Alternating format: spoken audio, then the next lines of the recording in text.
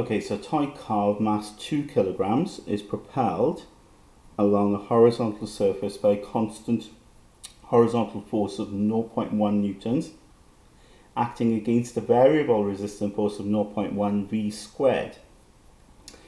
Find the time it takes the car to attain a velocity of 0.5 meters per second from rest. So in this case, we're moving sort of horizontal direction.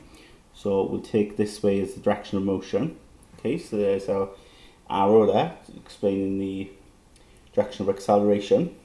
And we've got a driving force of 0.1, and then there's a variable resistance force. So there's my driving force, a variable resistance force, so it changes 0.1 v squared. Okay, so I can apply, in this case, Newton's second law. Okay, again, we need to say in the direction of increasing motion,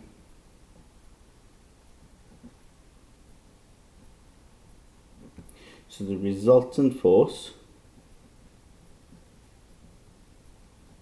is equal to mass times acceleration. Yeah, in this case, the resultant force, well, we've got 0.1 going in the direction of motion, take away then 0.1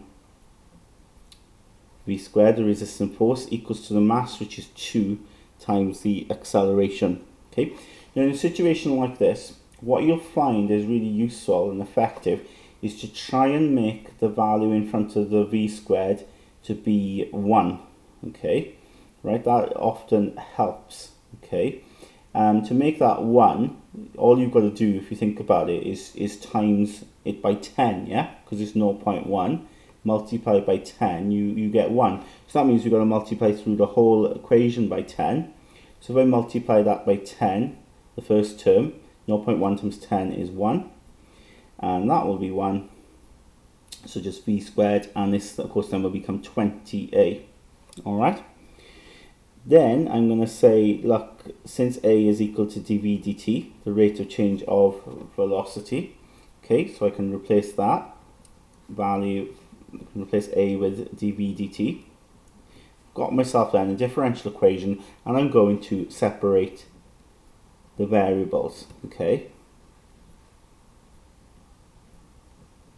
And when I separate the variables then, okay, I'm going to take the dt up onto this side. Obviously now I've got to take this over and divide. Alright, so I'm just going to have dt on this side.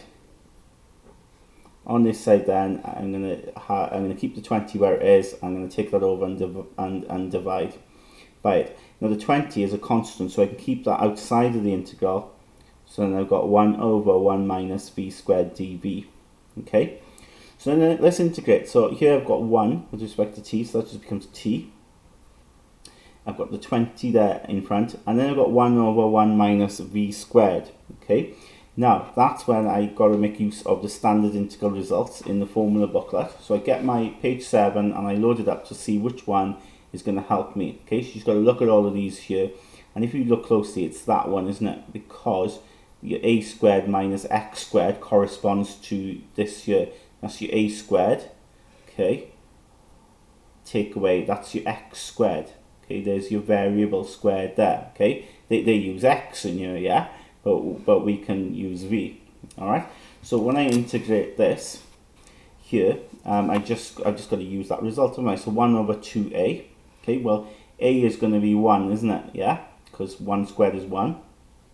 So this will be 1 over 2a. So 1 over 2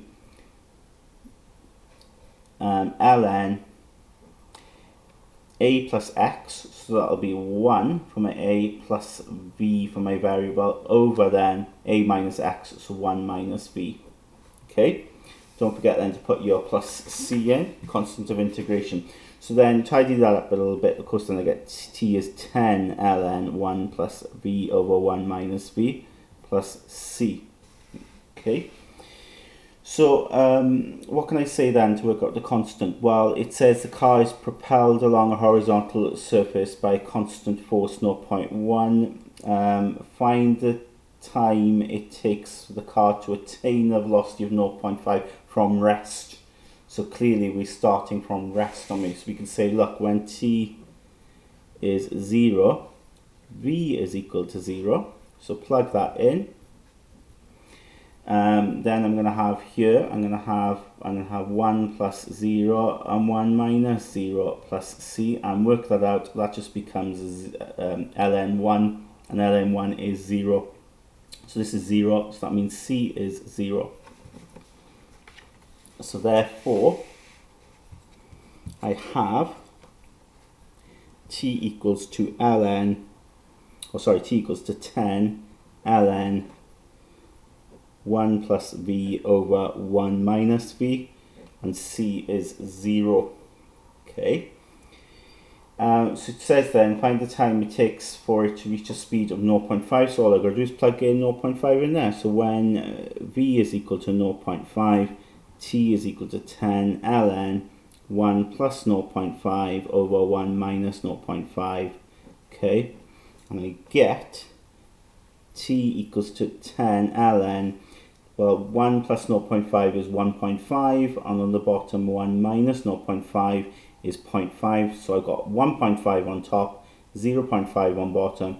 That works out to be 3. So the time it takes is 10 ln 3, which when I worked that out before comes out to be 10.986 seconds. And we're done on question 4.